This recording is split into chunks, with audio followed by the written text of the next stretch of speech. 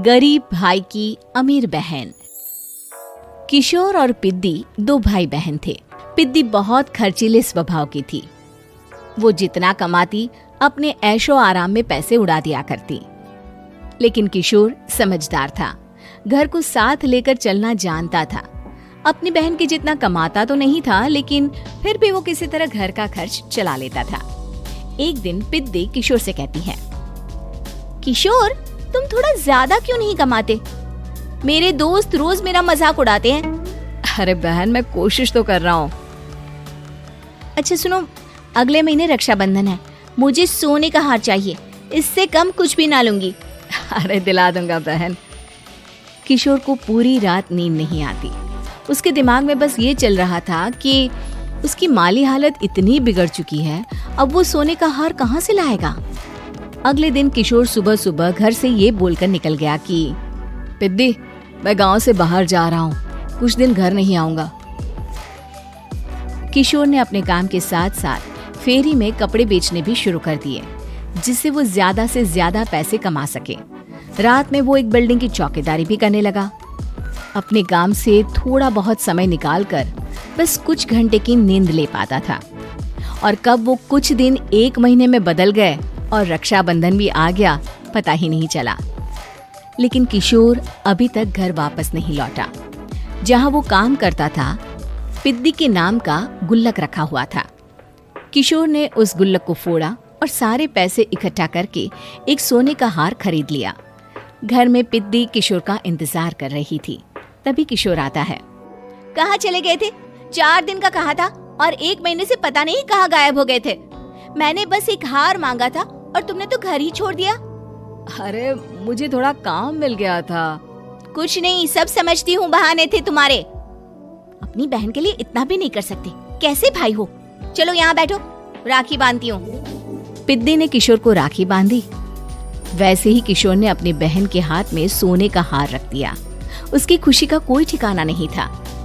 वो मिठाई खिलाए बिना ही नेकलेस लेकर चली गई और शीशे के सामने अपने गले में हार रखकर देखने लगी। किशोर ने लड्डू उठाया और खुद ही खा लिया। ऐसे कई साल गुजर गए। एक दिन पिद्दी की नौकरी छूट गई। अब वो पूरी तरह किशोर पर डिपेंड हो गई थी।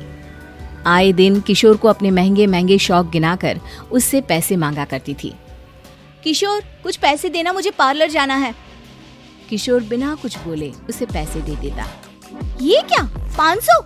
अरे इतने में तो मुझे पार्लर में एंट्री मिलेगी बस। अच्छा, देता हूँ ना ज्यादा। अरे कैसे भाई हो, अपनी बहन के लिए इतना भी नहीं कर सकते। किशोर ने जेब से 2000 का नोट निकाला और उसे दे दिया।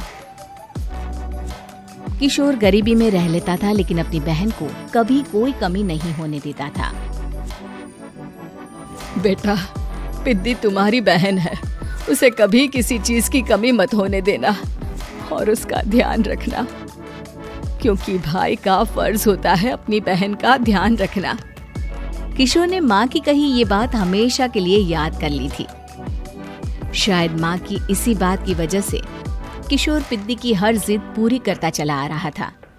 किशोर, आज मैं अपने दोस्तों के साथ पार्टी करने जा रही हूँ, मुझे कुछ पैसे दो ना। किशोर पिद्दी को समझाता है, लेकिन पिद्दी नाराज होकर चली गई और अपने कमरे में सुबक सुबक कर रोने लगी। किशोर अपनी जेब से कुछ पैसे निकालता है और पिद्दी को दे देता है। किशोर खुद कभी अच्छे कपड़े नहीं पहनता, लेकिन पिद्दी को राजकुमारी की तरह रखता। पिद्दी के जाने के बाद किशोर अपने काम पर निकल गया। एक तरफ पिद्दी अपने दोस्तों के साथ मस्ती कर रही थी, तो वहीं दूसरी तरफ किशोर पैसे कमाने के लिए कड़ी मेहनत कर रहा था। कुछ और दिन ऐसे ही बीत गए। एक दिन पिद्दी एक लड़के को लेकर घर आई और उसे किशोर से मिलवाया। किशोर, मुझे इस लड़के से शादी करनी है, लेकिन इनके मम्मी पापा बोल रहे हैं कि उनको दहेज में एक कार चाहिए, तभी वो मेरा और पंकज का रिश्ता कबूल करेंगे। लेकिन बहन, कार खरीदना कोई सब्जी खरीदने के बराबर तो नहीं है। अरे कैसे भाई हो तुम, अपनी बहन के लिए इतना नहीं कर सकते? देखो, मैं ज्यादा इंतजार नहीं कर सकती, तुम्हें 1 साल में मेरे लिए कार खरीदनी ही होगी। अच्छा पंकज, एक काम करो, कल तुम अपने माता पिता को घर बुला लो, मैं उनसे तुम्हारे और पिद्दी के रिश्ते की बात कर लेता हूँ। अगले दिन किशोर के छोटे से घर में पंकज और उसके माता पिता आते हैं। बेटा, तुम्हारी बहन ने हमारी शर्त तो बता ही दी होगी। जी बेटा, तुम तो इतने छोटे घर में रहते हो, दहेज कहाँ से लाओगे? मैं अपनी बहन की खुशी के लिए सब कुछ कर सकता हूँ। पंकज और पिद्दी का रिश्ता तय हो जाता है। किशोर अब अपनी क्षमता से 4 गुना ज्यादा काम करने लगता है।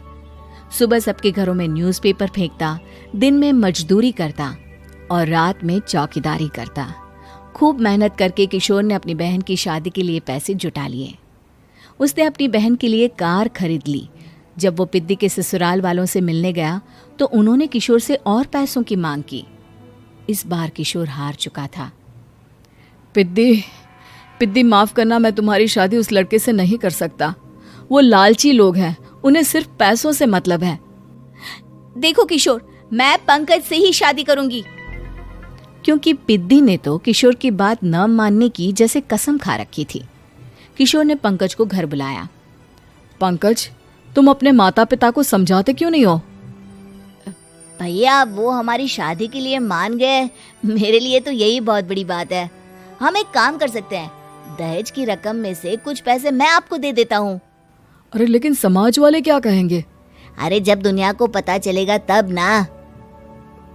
अच्छा, कुछ पैसे मैं अपने मालिक से कर्ज में ले लेता हूँ। कुछ पैसे पंकज देता है, कुछ वो कर्जा लेता है और अपनी उम्र भर की कमाई वो अपनी बहन की शादी में लगा देता है। आखिर में पंकज और पिद्दी की शादी हो जाती है। पिद्दी की विदाई के बाद किशोर बिल्कुल अकेला पड़ जाता है। अब उसका कमाने में भी मन नहीं लगता। उधारी वाले रोज घर में आकर बैठ जाते हैं। अरे किशोर, अब तो पिद्दी की शादी को 5 साल हो गए, अब तो हमारा पैसा लौटा दो। चाचा, पिद्दी के जाने के बाद किसी भी काम में मन नहीं लगता। अरे तो हमारा पैसा कैसे वापस मिलेगा? जी, कुछ करता हूँ मैं। किशोर के ऊपर बहुत सा कर्जा चढ़ गया था, इसलिए उसने तय किया कि वो ये घर बेचकर सबके पैसे लौटा देगा। अगली सुबह शहर के किसी साहूकार को उसने अपना घर बेच दिया और सबके पैसे लौटा के वो गांव छोड़कर चला गया। पिद्दी ने शादी के बाद कभी अपने भाई का हाल तक नहीं पूछा। किशोर को फर्क नहीं पड़ता था, बस ससुराल में उसकी बहन खुश है ये जानकर उसे खुद की खुशी मिलती थी और ये सोचकर कि उसने माँ से किया हुआ वादा पूरा कर दिया।